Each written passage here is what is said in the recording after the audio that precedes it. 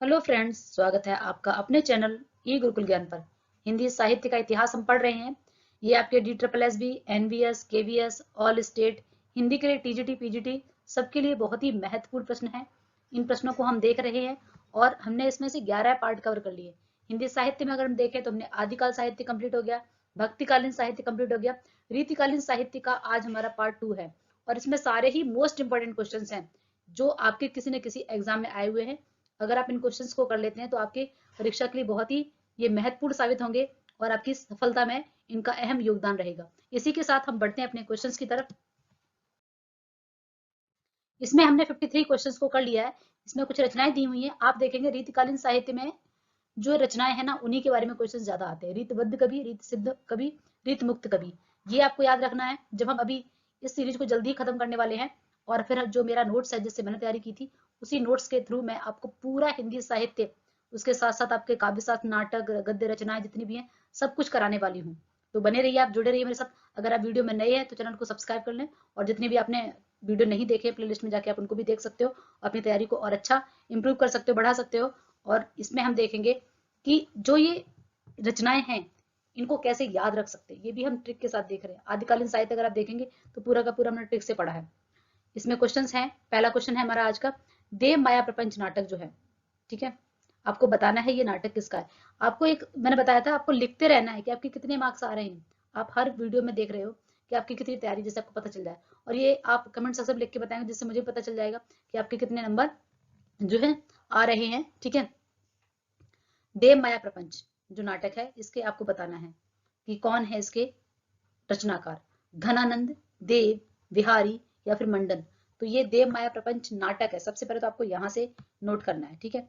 ये आपको पूछा जाता है कि देव माया प्रपंच क्या है। ये एक नाटक है, ठीक, किसका है, कवि देव का, एक ही नाटक है देव माया प्रपंच। अगला है भाव विलास, जो है रचना किसकी है। भाव विलास रचना किसकी है आपको बताना है। ये है आपके भिखारी दास की, ठीक है। अगला है आपका, आप देखेंगे भिखारियों पर भाव, या फिर इस तरीके से आप कैसे भी याद रख सकते हो इसको। लक्षण श्रृंगार, चिंतामणि, बिहारी, आलम, मतीराम।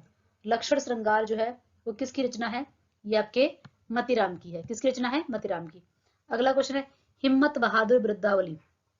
हिम्मत बहादुर वृद्धावली जो है किसकी रचना है, आपको बताना है। ये है आपके पद्माकर की। इसको कैसे याद रखेंगे, हिम्मत है तो पद मार के दिखा, ठीक है। हिम्मत है तो पद मार के दिखा, आप ऐसे इसको याद रख सकते हो, हिम्मत बहादुर, ठीक है, पद्माकर, ठीक है। अगला है कृपा कांड, किसकी रचना है, बोधा की, ठाकुर की या फिर घनानंद की, सूदन की। आपको बताना है कृपा कांड, ठीक है। कृपा कांड, यहाँ से आप कृपा को पकड़िए, ठीक है। भगवान की जब कृपा होती है तो बहुत आनंद आता है। क्या आता है, आनंद आता है। भगवान की अगर हमारे ऊपर कृपा हो जाए तो आनंद ही आनंद है। हम सफलता में अपने जो हमारी तैयारी चल रही है उसमें सफलता हासिल कर लेंगे, हमारी नौकरी लग जाएगी। इस तरीके से आप भगवान से कहिए कि भगवान हमारे ऊपर कृपा करिए, ठीक है, तो आनंद ही आनंद हो जाएगा। अगला क्वेश्चन है चंडी चरित्र किसकी रचना है। चंडी चरित्र ये आपके गुरु गोविंद सिंह की रचना है, ठीक है। चंडी चरित्र किसकी रचना है, गुरु गोविंद सिंह की। अगला है रस केली बेली, ठीक है, रस केली बेली रचना बताना है आपको किसकी है, घनानंद की, ठाकुर की, मतीराम की या पद्माकर की। आपको बताना है ये है आपके घनानंद की। किसकी रचना है, घनानंद की। ये इसमें हम क्वेश्चंस को कर रहे हैं कि कौन सी रचना किस रचनाकार की है। इसके साथ साथ हम कुछ इसमें आपकी पंक्तियां देखेंगे। इससे पहले हमने कुछ क्वेश्चंस देखे हैं कि रीतिकालीन साहित्य को किसने क्या बोला है। तो पार्ट जो फर्स्ट है हमारा वो हमने कंप्लीट कर लिया है। आज पार्ट 2 है और इसमें बहुत ज्यादा नहीं है, हम 2 से 3 दिन में रीतकालीन साहित्य भी कंप्लीट कर लेंगे, ठीक है। दो वीडियो में कवर कर लेंगे और 2 वीडियो होंगी, 4 वीडियो में रीतकालीन साहित्य हमारा कंप्लीट हो जाएगा। नेक्स्ट इसके बाद आधुनिक साहित्य जो कि हमारे लिए मोस्ट इंपॉर्टेंट है, उसमें हम पढ़ेंगे भारतेंदु, फिर आपके द्विवेदी जी, छायावादी, प्रगतिवादी, प्रयोगवाद, नई कविता, साठोत्तरी कविता। इस तरीके से हम उनको करेंगे कवर। आप इस सीरीज को पूरा देखेंगे तो आपका 50+ तैयारी हो जाएगी, 70-60% तैयारी। ये सारी रचनाएं किसी न किसी एग्जाम में आपको जरूर देखने को मिलेगी। इसमें मोस्ट इंपोर्टेंट क्वेश्चंस को ही रखा गया है। अगला देखेंगे विज्ञान गीता, ठीक है। ये आपको बताना है, विज्ञान गीता बहुत अच्छी रचना है और इनकी आप ये पूछा जाता है कि किस प्रकार की है रचना, ठीक है। तो ये केशव दास की रचना है। केशव दास की रचना सारी की सारी मोस्ट इंपोर्टेंट है, आपको याद रखनी है, ठीक है, कि विज्ञान गीता जो है वो रचना किसकी है, केशव दास की। अगला है कुवलयानंद रचना किसकी है। कुवलयानंद रचना संस्कृत ग्रंथ में है, ठीक है। तो आपको बताना है, नीचे आप देखेंगे जयदेव, भानुदेव सभी संस्कृत के हैं। तो आप इनमें अप्पय दीक्षित, कौन है, अप्पय दीक्षित, ठीक है। अगला, हिंदी साहित्य का प्रथम काव्य शास्त्रीय ग्रंथ माना जाता है। हिंदी साहित्य का प्रथम काव्य शास्त्रीय ग्रंथ माना जाता है, आपको बताना है इनमें से कौन सा है। ठीक है, ऑप्शन आपके सामने दिए हुए हैं, रसप्रिया, नैषधचरित, लक्षण श्रृंगार और कविप्रिया। कौन सा है? तो ये है आपका कविप्रिया। रीतकालीन साहित्य की बात करें तो काव्य शास्त्रीय। ठीक है, तो ये कौन सा है? कविप्रिया, कविप्रिया। ठीक है, अगला है ये केशव दास का, ये कविप्रिया। निम्न में से कौन रीतबद्ध कवि नहीं है? ठीक है, रीतबद्ध, रीत सिद्ध, रीत मुक्त, 3 प्रकार के कवि हम रीतकालीन साहित्य में पढ़ते हैं। यहाँ से एक क्वेश्चन आता है, एक क्वेश्चन आएगा, आपको ये तीनों ही टाइप के कवियों को याद रखना है। मैं अपने नोट्स में इसमें मैंने ट्रिक के साथ याद करा बताया है कि कैसे पढ़ेंगे। बहुत जल्दी हम सीरीज लेके आने वाले हैं, उसमें बहुत ही तरीके के साथ इसको हम याद करेंगे। ठीक है, और अगर आपके पास कोई बुक है तो उस बुक से भी आप पढ़ाई कर सकते हैं। ठीक है, और फिर आप नोट्स के साथ भी रिवीजन कर लेंगे, अच्छे तरीके से आपकी तैयारी हो जाएगी। अगला क्वेश्चन है, मतीराम, बिहारी, पद्माकर, चिंतामणि, बताना है आपको इनमें से कौन सा कवि रीतबद्ध कवि है? रीतबद्ध कवि नहीं है। ठीक है, तो बिहारी जो है रीत मुक्त कवि है। ठीक है, तो आपका ये हो जाएगा आंसर। अगला क्वेश्चन है, घनानंद किस धारा के कवि है? घनानंद, ठीक है, घनानंद किस धारा के कवि है आपको बताना है। तो घनानंद जो है आपके वो कौन से हैं? घनानंद रीत मुक्त। ठीक है, घनानंद जो है वो कौन से धारा के कवि हैं? रीत मुक्त के। इसमें एक क्वेश्चन छूट गया, निम्न में से कौन रीत मुक्त कवि है? ठीक है, यहाँ पर रीतबद्ध, रीत मुक्त और घनानंद को पूछा गया तो रीत मुक्त कवि है। आपको बताना रीत मुक्त कवि तो कौन है इसमें? आलम, बिहारी, देव या फिर मतीराम, आपको बताना है। तो आलम, ठीक है, घनानंद, ये आपके कौन है? रीत मुक्त धारा के कवि है। अगला है, करुणा भरण श्रुति भरण, करुणा भरण श्रुति भरण का संबंध निम्न में से किससे, यानी कि किसकी रचना है? अलंकार, अलंकार की रचना है, छंद की रचना है, रस की है, नायिका भेद की। इसमें किसका किसका टॉपिक दिया गया, किसके बारे में? ऐसी भी रीतकालीन साहित्य से कुछ रचनाएं पूछी जाती हैं कि इसमें अलंकार ग्रंथ कौन सा है। ठीक है, इसमें रस ग्रंथ कौन सा है जिसमें रस के बारे में वर्णन है, अलंकार के बारे में वर्णन है। दो, रस और अलंकार के मोस्ट इंपोर्टेंट है, तो आप इनको जितने भी अलंकार ग्रंथ हैं, जितने भी रस ग्रंथ है रीतकालीन साहित्य में, उनको आपको याद करना पड़ेगा। अलंकार ग्रंथ है, छंद ग्रंथ है, रस, आपको बताना है कि ये जो है वो कैसा ग्रंथ है? अलंकार का वर्णन है इनमें, करुणा भरण श्रुति भरण में अलंकार का। ठीक है, अगला है वीर सिंह देवचरित। ठीक है, ये आपके प्रशस्ति रचना है जिसमें राजा, रीतकालीन कवि राजाओं के उसमें रहते थे, आश्रयदाता में। ठीक है, तो वो राजाओं का वर्णन किया करते थे। इसमें वीर सिंह के दरबार में कौन से कवि रहते थे आपको बताना है, चिंतामणि, ठाकुर, पद्माकर या फिर केशव दास। तो ये है आपके केशव दास, और केशव दास ने वीर सिंह के इसमें प्रशस्ति रचना की है। अगला है, निम्न में से किस कवि को अलंकारवादी आचार्य कहा जाता है? ये इंपॉर्टेंट क्वेश्चन है, आपको इसे बताना है कि इसमें से अलंकारवादी यानी कि अलंकार भी जिन्होंने अलंकार के बारे में वर्णन किया, ऐसा कौन सा कवि है? बिहारी, केशव दास, पद्माकर, चिंतामणि, तो इसमें कौन है? ये है आपके केशव दास। ठीक है, अगला है, यहाँ पर कुछ मोस्ट इंपोर्टेंट पंक्तियां हैं जो रीतकालीन साहित्य से पूछी जाती हैं।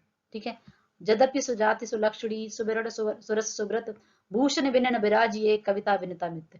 ठीक है, ये आपके बताना है कि ये बहुत ही इंपॉर्टेंट, बहुत ही फेमस लाइन है केशव दास की अलंकार के ऊपर दी हुई, कि अलंकार किस प्रकार से, जिस प्रकार एक जो वनिता, ठीक है, स्त्री होती है, ठीक है, उसका जो है आभूषण से ही वो सुंदर होती है, अगर आभूषण नहीं तो उसी प्रकार से काव्य जो है, काव्य का श्रृंगार जो है वो कौन है? अलंकार है। अलंकार भी अगर निकाल दिया जाए काव्य से तो उसकी कोई सुंदरता नहीं है। बिना, जिस प्रकार बिना आभूषण के स्त्री शोभामान नहीं लगती है, उसी प्रकार अलंकार भी शोभामान, अगर अलंकार निकाल दे तो काव्य भी शोभा विहीन हो जाएगा। ठीक है, किस प्रकार से उनके आभूषण बताए जा रहे हैं। ठीक है, तो ये है हमारे केशव दास की अलंकार के विषय में वर्णन किया है। अगला, वेद में बखानी तीन लोकन की ठकुरानी, बताना है। ठीक है, ये पंक्ति जो है, वेद में बखानी तीन लोकन में ठकुरानी, ऐसी आलम, सेनापति, मतीराम, घनानंद।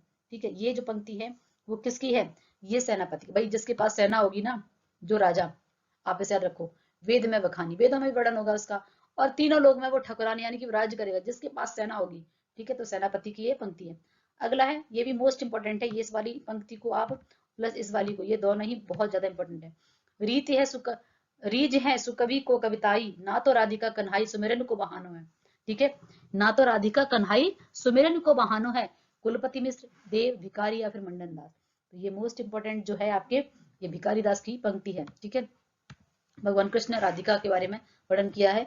अगला भी मोस्ट इंपोर्टेंट है, इसको भी आप सर्कल कर लीजिए। ये वाली पंक्ति जो मैं बता रही हूँ आपको, इनको रटना ही पड़ेगा, आप इन पे स्टार लगा लीजिए।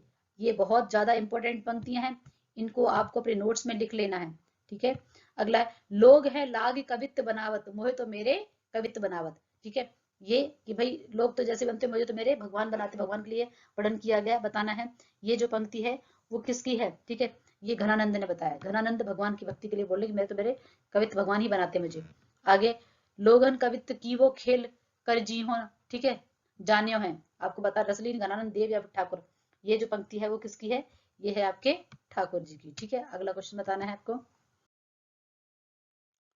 फागु की भीर अभीरन में गही गोविंद ले गई भीतर गोरी। ठीक है, सूदन चिंतामणि पद्माकर बिहारी। ठीक है, आपको ये पंक्ति बतानी है। तो ये है आपके पद्माकर की। ठीक है, जो मथुरा वृंदावन की होली उसके बारे में वर्णन किया पद्माकर जी ने। क्यों इन अखियन सो निहसंक है, मोहन को तन पायन पीजे। ठीक है, ये बताना लाल कवि मतीराम बोधा है ठाकुर। ये पंक्ति किसकी है? ये पंक्ति हमारे मतीराम जी की। अगला बहुत बहुत इंपॉर्टेंट है, इस पे आप डबल स्टार लगा लीजिए। ठीक है, ये भी कई बार पूछा गया। श्रृंगार रस की बहुत ही सुंदर पंक्ति आपके सामने है। बतरस लालच लाल की मुरली धरी लुकाए, सोह करें मोहन हंसे दे कहें नटी जाए। ठीक है, ये तो आपके बहुत ज्यादा फेवरेट एग्जामिनर्स की जगह जगह आपको बहुत सारे पेपर्स में आपको मिल जाएगी। तो ये गागर में सागर किसको कहा गया है? ऐसे कौन से कवि हैं? ठीक है, आप इनको गागर में सागर के लिए बहुत ज्यादा, बिहारी जी। ठीक है, बिहारी जी की है पंक्ति ये, श्रृंगार रस का इसमें वर्णन किया गया है। ठीक है, अगला है, डार द्रुम पालना बिछौना, ये यहाँ बिछौना आएगा, नव पल्लव के सुमन झंगूला सोहे तन छवि भारी दे। कि जो पालना है नव पल्लव, बसंत ऋतु के नए नए जो कोपल है, जो पल्लव जो नए नए पत्ते हैं कोमल, ठीक है, उनका बिछौना, और किस प्रकार से फूलों का झंगोला उनका वस्त्र बना दिए गए, और ऐसे तन जो है बहुत ही ज्यादा सुंदर लग रहे हैं।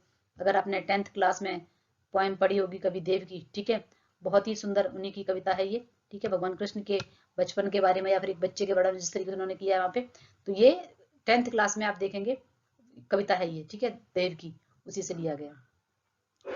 तेरे नैन मेरे मन के खिलौना, तेरे नैन मेरे मन के खिलौना, कि भगवान कृष्ण के नैनों का वर्णन बताया है, मेरे मन के खिलौना है। ऐसा कौन कह रहा है? मतीराम जी कह रहे हैं, ठीक है, या फिर पद्माकर कह रहे हैं, से देव कह रहे हैं, सेनापति। तो ये पंक्ति है सेनापति की। सेनापति जी कह रहे हैं भगवान कृष्ण के बारे में कि तेरे जो नैन है वो मेरे मन के खिलौना है। कुंदन को रंग फीको लगे झलके अति आंगन चारु गुराई। ठीक है, ये बताना है कुंदन का रंग भी फीका लगता है जब भगवान कृष्ण के अंग, किस तरीके से उनके जो अंग हैं वो इतने सुंदर हैं। ठीक है, उनका वर्णन किया गया है। ये भी किसने बोला है? ये वाक्य मतीराम जी ने बोला है। अगला है, अमी हलाहल मद भरे सेत श्याम रतनार, जियत मरत झुक झुक परत जही चितवत एक बार। ठीक है, ये भी बताएगा कि किस प्रकार से श्रृंगार रस का ये वर्णन है, कि उनके जो भगवान के जो वर्णन किया गया है बताना है। देव रसलीन मत राम सेनापति किसके, किसने आप बताना है आपको इसमें। ठीक है सॉरी, ये आपके रसलीन की है। ठीक है, रावरे रूप की रीति अनूप न्यो न्यो लागत ज्यो ज्यो निहारत। ठीक है, ये सारी की सारी जितनी भी यहाँ पे आपको पंक्ति की मोस्ट इंपोर्टेंट है, ये बार बार आपको बताने जरूरत नहीं है, आप इनको अपने नोट्स में लिख लीजिए। मोस्ट इंपोर्टेंट पंक्तियां हैं ये, जो किसी न किसी एग्जाम में आपको देखने को मिलती, और आगे भी आने के इनके पूरे पूरे चांस हैं। अगला है आपके बताना, रावरे रूप की रीत अनूप न्यो न्यो लागत ज्यो ज्यो निहारत। तो बताना है आपको पंक्ति किसकी है? ये पंक्ति भी किसकी है? मतीराम की है। अविदा उत्तम काव्य है, मध्य लक्षणालीन, अधम व्यंजना रस विहीन, उल्टी कहत नवीन। ठीक है, तो ये आपके किसकी है? कवि देव की है। ठीक है, ने ही महाव्रज भाषा प्रवीण और सुंदरताहु के भेद को जाने, योग वियोग की रीति में कोविद भाव न भेद स्वरूप को ठाने। ब्रजनाथ मतीराम देव घनानंद किसकी है ये है आपके ब्रजनाथ की। भले बुरे सब एक सम ज्यों लो बोलत नाय, जान परत है काक पिक कवार कोयल। ठीक है, ठीक है, एक जैसे ही लगते हैं जब तक बोलते नहीं हैं, और जब बोलते हैं तो कौवा कर्कश आवाज में बोलता है, और कोयल जो है मधुर आवाज में, तब पता चलता है। जब तक बोलते नहीं तब तक तो समान लगते हैं। बसंत ऋतु में पहचान होती है, बुरे वक्त में लोगों की पहचान होती है जब वो बोलते हैं। तो यहाँ पर कौवा और बसंत का, ठीक है, बसंत ऋतु में कोयल और कौवे का जो है वो पता चल जाता है किस प्रकार के लोग हैं। ठीक है, कौवे की कर्कश आवाज जो चुभती है कोई सुनना नहीं चाहता, लेकिन कोयल की मीठी आवाज है जो सब कुछ सुनना चाहता है। ठीक है। तो यहाँ पर वही बताया कि भले भले तो सब एक जैसे लगते हैं, कब तक लगते हैं, जब तक बोलते नहीं, और जब बोलते हैं तो कौवे और कोयल के समान उनकी बसंत ऋतु में पहचान हो पाती है जब वो बोलते हैं। तो आपको बताना है ये किसका है, कवि वृंद का। ठीक है। अगला है, गुरु कहे और राम भजननी को मोहि लागत राज डगरो सो। ठीक है, कि गुरु कहते हैं राम भजननी का, लेकिन भाई मुझे तो राज सब अच्छा लगता है। ये बताने किसने कही है ये पंक्ति, ये कही है आपके ब्रजनाथ ने। ठीक है। रीतिकाल के किस कवि ने भक्ति, श्रृंगार और वीर तीनों में बराबर अधिकार से लिखा है? ऐसा कौन सा कवि है रीतिकाल में जिसने भक्ति रस की रचना? भक्ति काल में 3 प्रकार की रचना है, श्रृंगारिक रचना है, वीर रस की रचना है, राजाओं की प्रशस्तियों के बारे में। ठीक है, क्योंकि रीतिकाल में सभी जितने भी कवि थे किसी न किसी दरबार में रहते थे, किसी न किसी कवि के आश्रय में रहते थे, तो उन्होंने प्रशस्तियां लिखी हैं। और आपको पता है कि श्रृंगार रस की वहां पे नायिका नायक, ठीक है, वो राजा, इस तरीके से तो वो आपके श्रृंगार रस की होगी। और भगवान कृष्ण का इसमें वर्णन किया गया भक्ति काल में। जितने भी हैं रीतिकाल में ज्यादातर आपको देखने को मिलेंगे, ज्यादातर रचना आपकी कैसी है, कृष्ण भक्त। तो ये 3 प्रकार की रचना है। तो ऐसा कौन सा इनमें से कवि है जिसने तीनों पर समान रूप से अधिकार है? वीर रस यानी प्रशस्तियां, श्रृंगार और भक्ति, भूषण, सूदन, लाल कवि, पद्माकर। आपको बताना है कि तीनों ही प्रकार की रचनाएं लिखने वाले कवि हैं पद्माकर। ठीक है। ऋतु वर्णन के लिए, रीतिकाल के लिए कौन सा कवि प्रसिद्ध है? अब ये एक दो इस टाइप के एक दो कवि हैं जिन्होंने ऋतु वर्णन के लिए प्रसिद्ध है, वो क्योंकि ज्यादा उन्होंने बाइसल ये 3 प्रकार की रचना लिखी गई हैं, भक्ति, श्रृंगार, वीर। लेकिन ऋतु वर्णन में भी एक दो है ऐसे। तो आपको बताना है कि ऐसा कौन सा कवि जो ऋतु वर्णन के लिए प्रसिद्ध है। ठीक है, तो वो कोई नहीं है, सेनापति जी है। ठीक है। अगला, रीतिकालीन राम काव्य के कवि माने जाते हैं। अब ये देखो, क्योंकि ये स्पेशल किए गए ऋतु वर्णन राम काव्य, कि ज्यादातर तो सबने कृष्ण के बारे में लिखा है रीतकालीन में, राम कवि तो बहुत एक दो है कवि। ठीक है, तो वही बताया गया, आपको बताना है कि राम के बारे में कौन से कवि विख्यात हैं। तो ये भी आपके कौन है, सेनापति जी। ठीक है। अगला क्वेश्चन है आपका, बिहारी की कविता को शक्कर की रोटी, मतलब गागर में सागर, बिहारी की जो रस भरी जो दोहे लिखे गए हैं, नीति के दोहे लिखे गए, उन्हीं को शक्कर की रोटी के समान बता दिया गया है। जिस प्रकार से मीठी रोटी, किस आलोचक ने कहा? आचार्य रामचंद्र शुक्ल, नंदुलारी वाजपेयी, पद्म सिंह शर्मा, या फिर रामनाथ त्रिपाठी ने? तो बताना है ये पद्म सिंह शर्मा जी ने कहा है। इसे आचार्य शुक्ल जी मत कर देना, ये पद्म सिंह शर्मा ने बोला है शक्कर की रोटी के समान बिहारी की कविताओं को। ठीक है। कनक छुरी सी कामिनी काहे को कट छीन, कनक छुरी सी कामिनी काहे को कट छीन, पंक्ति किसकी है? आलम, बोधा, ठाकुर या फिर घनानंद? आपको बताना है आलम, बोधा, ठाकुर या फिर घनानंद। कनक छुरी सी कामिनी, ठीक है, तो ये आपके आलम की है। अगला है, अति सुधो स्नेह को मार्ग, जहां नैकु सहन पन वाकना। यहाँ पर बताना है ये जो है किसकी है? ये घनानंद ने, घनानंद का एक तरफा प्यार था सुजान के लिए।